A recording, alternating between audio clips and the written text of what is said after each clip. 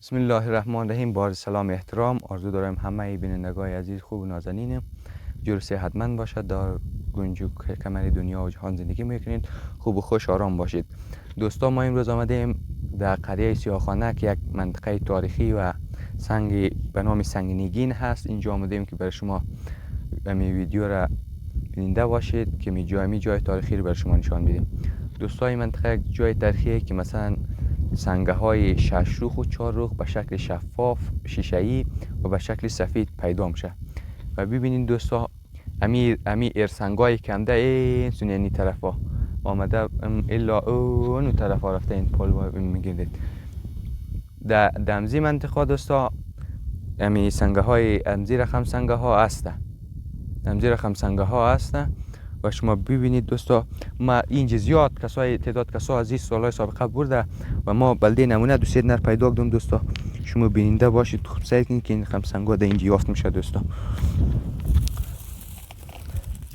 اینی رقم سنگا دوستا، این ناشته به این شکل دوستا روخ داره پیدا میشه، ایش میگرانیم کنار به این شکل ها. این ببینید دوستا، این سنگه های 6 رخ 4 رخ شفاف سفید این رنگایش و این در مابین سنگه های دیگر نهفته. اینش ببینید دوستا، یه نه مابین اینجا یار بلده نمونه پیدا کنم. اگر بگردید دوستا خیلی سنگه های خوب از اینجا گیر میه. اینیشی زیاد شکل منظم نداره. این ببینید دوستا خوب یعنی 4 رخ ده، ولی در مابین سنگ دیگه ما جدا نکردم. این به این شکل های دوستا دیگه. این دزی سنگام هست، این خیلی زیاد. ما این مقصر پیدا کردیم که بلدو شما بلده نمونه جاهای تاریخی. این به این سنگای شفافه، این سنگای شفاف دیگه. این نیایشی سنگای سفیده، این نیایش هم شکل منظم نداره. خب منتها یک شکل از اونها داره. این نیایش هم جای منظم داره. و دوستایی که میگیرنید ما بلده شما نشان میدیم دوستا.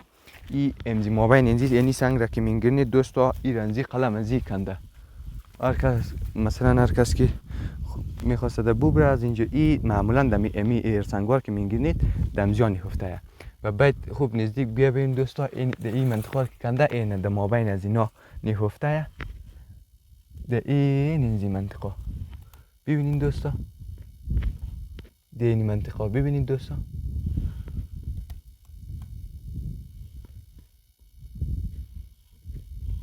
بگردونید در اینجا.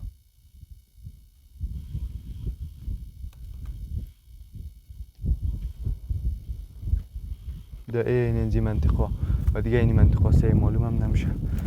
باز در این منطقه هم سیل کن. این عزیز آویه اینجا خیلی زیاده دوستا. در مابین ازی تقریبا یک خانه وری دوستا غاره.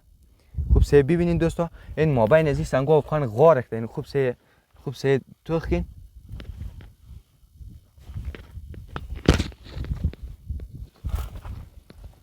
در مابین ازی سنگا غاره، در مابین ازی آنها قرار داره. خوب دقت کن. یعنی منطقه هم هسته و دوستا خوب سعی دقت بکنین این منطقه را.